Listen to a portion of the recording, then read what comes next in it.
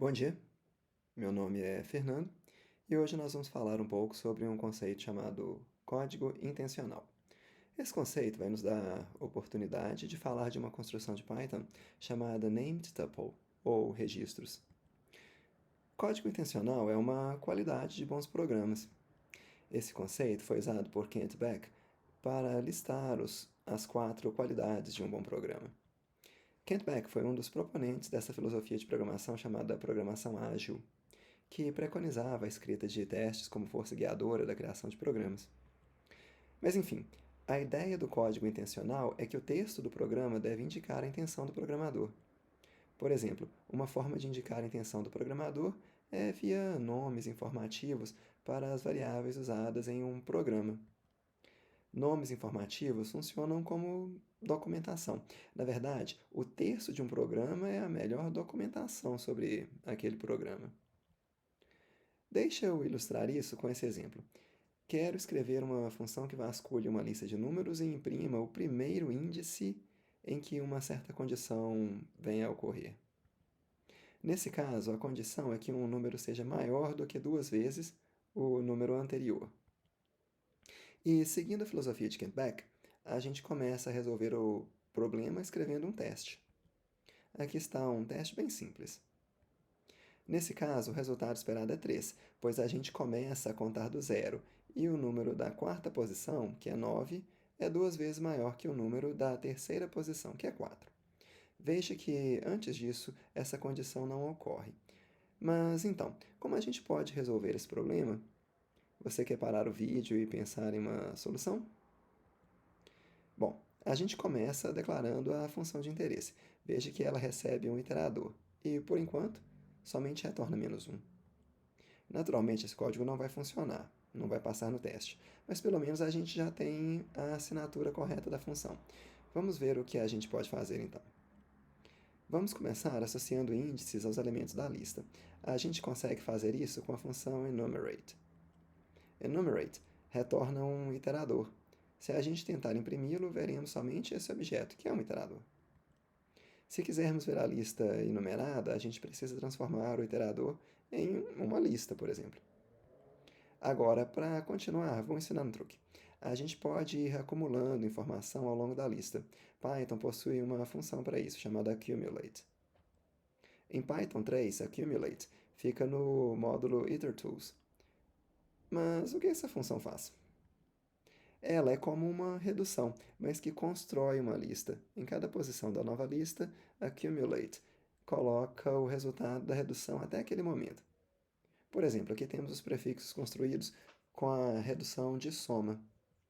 E aqui os prefixos construídos com a redução de multiplicação. Podemos passar também um valor inicial para a função de acumulação. Por exemplo, você sabe o que a gente vai imprimir aqui? As strings com os números concatenados.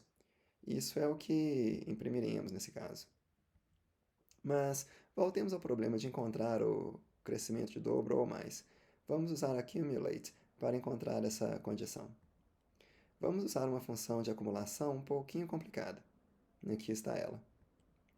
Vamos dar uma olhada na condição. Essa condição compara o segundo termo da tupla, que é um elemento da lista que estamos atravessando, no caso é de 1, com 2 vezes o segundo termo do acumulador.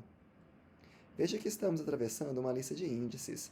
O primeiro elemento é o índice e o segundo é o elemento original da lista numbers. Mas enfim, se a condição for verdade, a gente retorna um novo acumulador. O índice desse acumulador é o índice do elemento em que a condição se tornou verdade. E o segundo elemento é só um marcador especial para a gente saber que a condição se tornou verdade. Nós só queremos o índice mesmo. E se a condição for falsa, a gente simplesmente retorna o elemento que acabamos de ver. Veja o que temos se usarmos essa função de acúmulo. O valor inf marca exatamente aquela posição em que o valor ficou mais de 2 vezes maior que o valor anterior da lista numbers. Bom, continuemos. Eu sei que o código está ficando difícil de entender, mas o objetivo é esse mesmo. Vamos armazenar nossa lista acumulada em um iterador chamado prefixes. A questão agora é como encontrar o índice associado ao valor float_inf. Podemos usar a função dropWhile. DropWhile nos permite encontrar o primeiro termo da lista acumulada, cujo segundo elemento seja inf. Talvez você queira dar uma olhadinha nesse código. Se quiser, fique à vontade para parar o vídeo. Porque depois a gente vai imprimir o resultado. O índice é o primeiro termo do acumulador. Podemos então colocar isso tudo na função doubleSlope. O código nem ficou tão grande, mas ele não é simples. Algo interessante é que estamos usando uma exceção caso não encontremos a condição que procuramos. Nesse caso, doubleSlope retorna -1, conforme a especificação. Acho que esse é um bom momento para você parar tudo e dar uma olhada no código. Em particular, quais os problemas que você consegue ver nesse programa? Realmente o código não é simples de entender. Mas por quê? O que poderíamos fazer para deixá-lo mais claro? Algo que dificulta o entendimento do código é que estamos usando índices de tuplas para guardar informações.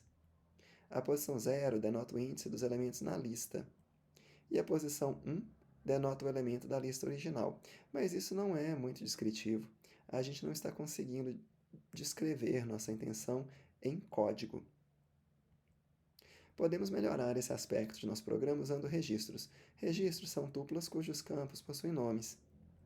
Em Python 3, registros são chamados named tuples. Para usar esses registros, basta importar named tuple no pacote typing. E depois podemos declarar tuplas com nomes de campos facilmente, usando uma construção como essa aqui.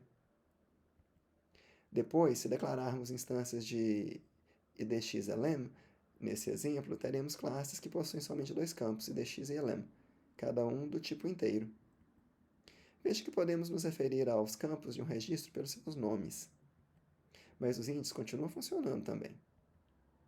Veja que as anotações de tipo são essencialmente cosméticas.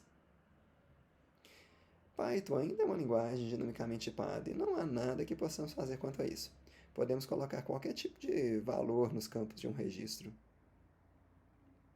Mas enfim, como podemos voltar ao nosso programa original e usar named tuples para tornar o código mais claro?